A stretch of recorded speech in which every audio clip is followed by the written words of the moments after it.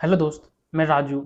आज के इस नए वीडियो में आप लोग को स्वागत है। और सबसे पहले आज शिवरात्रि है, तो आप सभी को हैप्पी शिवरात्रि। आज इस वीडियो में बात करने वाले हैं कि सीएसएफ फायरमैन का जो अभी 2022 का जो वैकेंसी निकला है, ऐसा सिलेक्शन प्रोसेस क्या है, इसमें पहले फिजिकल होगा या पहले एग्जाम होगा। देखिए, जो सीएसएफ फायरमैन है, इसका पिछला बार वैकेंसी आया था 2017 में, उसके बाद 5 साल के बाद आया हुआ 2022 में। तो मैं अपना अनुसार अपना जो एक्सपीरियंस है 2017 में मैंने फॉर्म फिलअप किया था, तो उसके अनुसार मैं आपको बताने वाला हूँ कि सीएसएफ फायरमैन 2022 का सिलेक्शन प्रोसेस कैसे होता है और इसमें तैयारी कैसे करें और एग्जाम को कैसे करें। इस वीडियो में आपको सभी कुछ शेयर करने वाले हैं। अपना जो मैं 2017 का जो एक्सपीरियंस है, मैंने फिजिकल एग्जाम वगैरह कैसे पास किया, सभी कुछ आपको इस चैनल पर आपको मिलता रहेगा जब तक आपका सीएसएफ में फायरमैन का कंप्लीट प्रोसेस नहीं हो जाता है। इसलिए अगर चैनल पर नए हैं तो सीएसएफ जितने भी तैयारी करने वाले बंदे हैं उसका चैनल को सब्सक्राइब कर ले, बेल आइकन को ऑन कर दे, जिससे आपको नेक्स्ट वीडियो पर आपको नोटिफिकेशन मिल जाएगा। अगर कुछ भी आपको अगर सीएसएफ फायरमैन से रिलेटेड अगर डाउट है तो आप बिना हिचकिचाहट आप कमेंट कर सकते हैं, आपको जरूर रिप्लाई करेंगे। अगर रिप्लाई नहीं कर पाएंगे तो आपको नेक्स्ट वीडियो में आपका सोल्यूशन जरूर मिलेगा। तो मैं वीडियो स्टार्ट करता हूँ और बात करता हूँ कि सीएसएफ फायरमैन जो 2022 का जो वैकेंसी निकला है, करीब 1200-1300 वैकेंसी है उस पोस्ट का। तो उसमें सिर्फ इसमें जो है मेल कैंडिडेट फिलअप कर सकते हैं। इसमें सिर्फ मेल कैंडिडेट, इसमें फीमेल के लिए कोई भी ऑप्शन नहीं है, ओनली फॉर मेल कैंडिडेट के लिए ही निकाला गया है। इसमें सभी स्टेट वाइज वैकेंसी दिया गया है। आप स्टेट में अपना देख सकते हैं कि आप किस स्टेट में है। और सभी सबसे पहले इंपॉर्टेंट है कि इसमें स्टेट का बहुत बड़ा मायने है, क्योंकि सभी स्टेट का अलग कटअप निकलता है और स्टेट पर भी डिपेंड करता है कि आपका कौन सा स्टेट से है। जैसे कि स्टेट में भी नक्सल डिस्ट्रिक्ट होता है, बॉर्डर डिस्ट्रिक्ट होता है, ये दोनों को भी कटअप में बहुत सारा डिफरेंस रहता है, ये भी आपको कटअप में मायने रखता है। तो अब बात करते हैं कि इसमें सिलेक्शन प्रोसेस क्या है।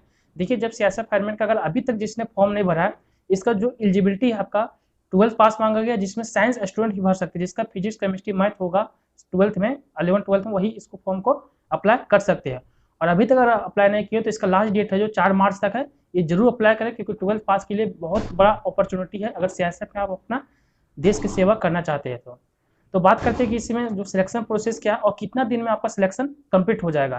तो देखिए, इसका जो सबसे पहले जो इसको जॉब प्रोफाइल थोड़ा बात कर लेते हैं कि इसमें आपका लेवल 3 का पोस्ट है, जो सीएसएफ फायरमैन है इसका लेवल 3 का पोस्ट है, यानी ग्रुप सी में आता है। इसमें आपको सैलरी जो अच्छा खासा मिलने वाला है, क्योंकि ग्रुप सी में करीब आपको 30 से 35 के लगभग में आपको मिल जाएगा। ट्रेनिंग में थोड़ा नॉर्मल रहेगा, लेकिन जैसे ट्रेनिंग का आपका कंप्लीट हो जाएगा उसके बाद इसमें सैलरी अच्छा खासा आप इसमें अर्न कर सकते हैं। देखिए, जो सीएसएफ फायरमैन का जो वैकेंसी आया हुआ, इसमें सबसे पहले आपका बहुत सारे लोगों का, बहुत सारे कैंडिडेट का डाउट होगा कि पहले इसमें फिजिकल होगा या एग्जाम होगा। तो पहले क्लियर कर दे सबसे पहले कि इसमें फिजिकल होने वाला है। और फिजिकल का प्रोसेस क्या होने वाला है, फिजिकल में आपको जो 5 किलोमीटर का रनिंग होने वाला है, जो आपको 24 मिनट का समय दिया जाएगा। इसमें आपको 24 मिनट का पूरा समय दिया जाता है। अगर 24 मिनट लास्ट में भी, अगर लास्ट सेकंड में भी अगर आप एंट्री कर जाते हैं तो आपको 5 किलोमीटर रनिंग जो पास माना जाएगा। और ये जो फिजिकल है आपका सिर्फ मतलब क्वालिफाई के लिए, इसमें कोई भी मेरिट वगैरह मार्क्स नहीं मिलता है। इसकी क्वालिफाई के लिए है जो सीएसएफ फायरमैन में पहला स्टेप है जो फिजिकल का है। और फिजिकल जब कंप्लीट कर लीजिएगा तो साथ में आपका हाइट का भी मेजर किया जाएगा, चेस्ट का भी मेजर किया जाएगा। तो हाइट के बारे में बता देते हैं कि हाइट आपका इसमें 170 सेंटीमीटर आपका होना ही चाहिए। कुछ ऐसे कैंडिडेट है जो हिल एरिया में आते हैं, जैसे कि नॉर्थ ईस्ट में आते हैं या जम्मू कश्मीर वगैरह में बिलोंग करते हैं, तो वहाँ पे हाइट को छूट दिया गया है। आपने अगर मैंने पिछला वीडियो में सभी जो नोटिफिकेशन का जितने भी डाउट था वो क्लियर कर दिया। अगर आपने उस वीडियो को अभी तक नहीं देखा तो उस वीडियो को जाकर आप देख सकते हैं। तो बात की आपके 5 किलोमीटर रनिंग होगा सबसे पहले 24 मिनट में। जब इसको पास कर जाइएगा तो आपका हाइट टेस्ट होगा, फिर आपका चेस्ट को मेजर किया जाएगा। चेस्ट आपको कितना 80 सेंटीमीटर आपको तो मिनिमम होना ही चाहिए, और उसको 5 सेंटीमीटर आपको फुलाना भी पड़ेगा। अगर 80 है तो आपको 85 होना चाहिए। अगर आपके पास 81 सेंटीमीटर है तो आपको 5 सेंटीमीटर फुलना हर हालत में आपको फुलाना पड़ेगा, यानी 86 सेंटीमीटर आपका होना चाहिए। यानी आपको 80 से कितना भी सेंटीमीटर, लेकिन आपको 5 सेंटीमीटर आपको फुलना ही चाहिए चेस्ट, ये आपके लिए कंपलसरी है। और हाइट आपने देख लिया 170 सेंटीमीटर। कुछ कैटेगरी को छूट दिया गया, आप देख सकते हैं हिल्स एरिया में, वो पिछला वीडियो देख लीजिए, आपको वहाँ पर क्लियर हो जाएगा। और उसी में साथ में आपको फिजिकल जिसमें होगा उसमें आपको डॉक्यूमेंट वेरिफिकेशन भी किया जाएगा, यानी वहाँ पर आपको जितने भी है 10th का आपका एजुकेशनल क्वालिफिकेशन सर्टिफिकेट, 12th का आपका एजुकेशनल क्वालिफिकेशन सर्टिफिकेट, आपका जो है आधार कार्ड, आपका जो कास्ट वगैरह बिलोंग करते हैं आप किस स्टेट से, उसका रेसिडेंशियल वगैरह चेक किया जाएगा। उसमें नॉर्मल डॉक्यूमेंट वेरिफिकेशन होता है। अगर उसमें कोई भी डॉक्यूमेंट आपका नहीं है तो वहाँ पर आप बोल सकते हैं कि जिस टाइम मेरा रिटन एग्जाम होगा या फिर फाइनल एग्जाम होगा उस टाइम में आपको डॉक्यूमेंट वेरिफिकेशन करा देंगे, वो आपको कोई दिक्कत नहीं होने वाला है।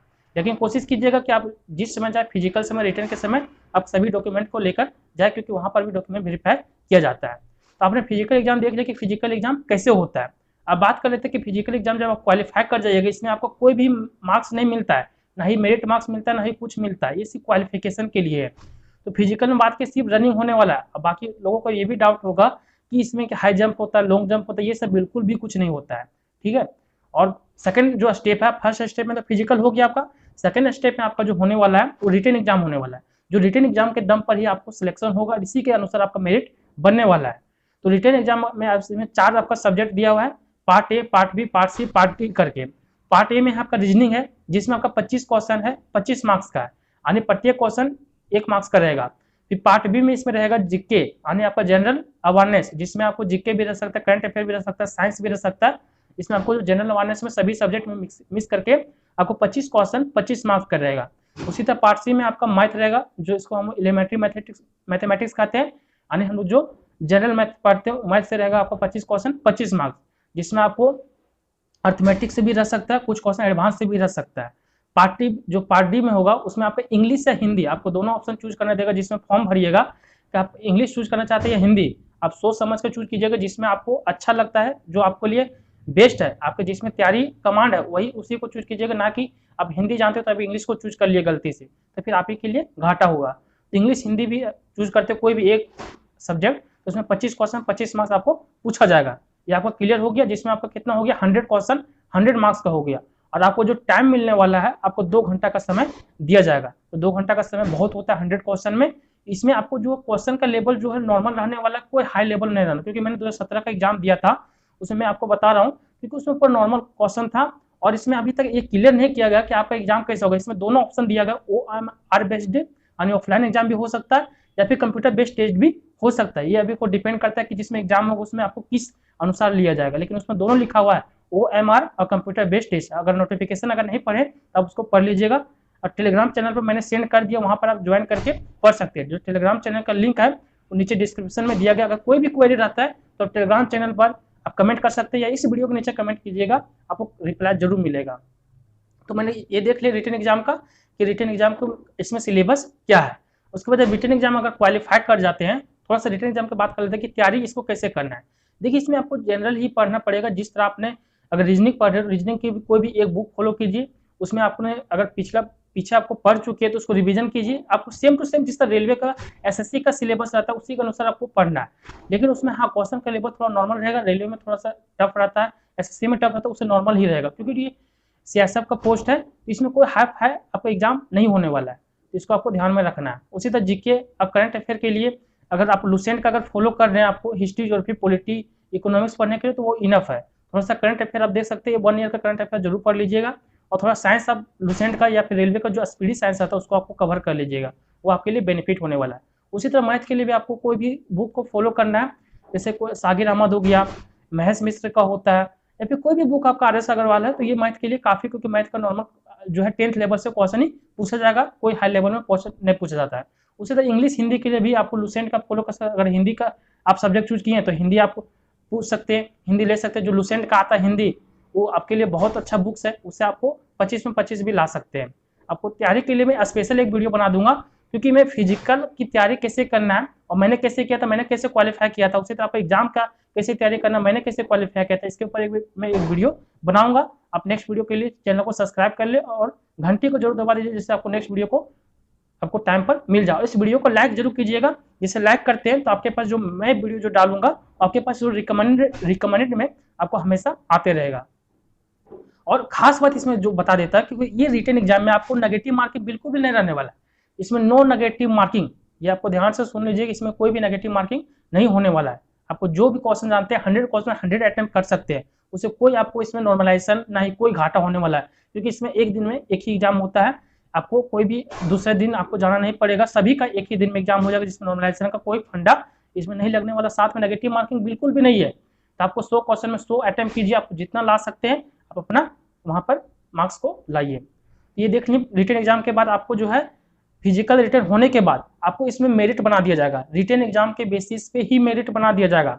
जब आप मेरिट में बन जाएगा, जब मेरिट में आप नाम आ जाइएगा, उसके कुछ दिन के बाद जो आपको है डॉक्यूमेंट वेरिफिकेशन मेडिकल के लिए बुलाया जाएगा, कॉल लेटर आएगा। यानी इसमें जो है डॉक्यूमेंट वेरिफिकेशन मेडिकल के पहले ही इसमें मेरिट बन जाता है, उसके बाद आपको मेडिकल डॉक्यूमेंट वेरिफिकेशन होगा। इसके ऊपर स्पेसिफिक वीडियो बनाएंगे कि फिजिकल में क्या क्या होता है, रिटन एग्जाम में कैसे क्या होगा, डॉक्यूमेंट वेरिफिकेशन में कौन कौन से डॉक्यूमेंट रिक्वायर्ड है, मेडिकल में क्या क्या टेस्ट होता है, इसके बारे में मैं पूरा जानकारी नेक्स्ट अलग जो है आपको प्रत्येक दिन कोई नया वीडियो में आपको देते रहूँगा। फिर भी अगर कोई भी कमेंट रहता है तो उस वीडियो के नीचे कमेंट कीजिएगा।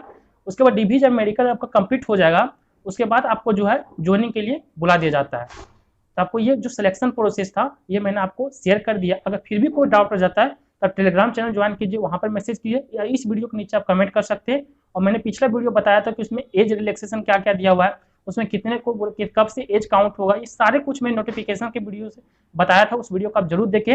उस वीडियो को मैं इस डिस्क्रिप्शन में डाल देंगे लिंक, और या फिर उसको आई बटन में डाल देंगे, तो वहाँ से आप देख सकते हैं। तो फिर मिलते हैं नेक्स्ट वीडियो। टेक केयर, जय हिंद, जय भारत।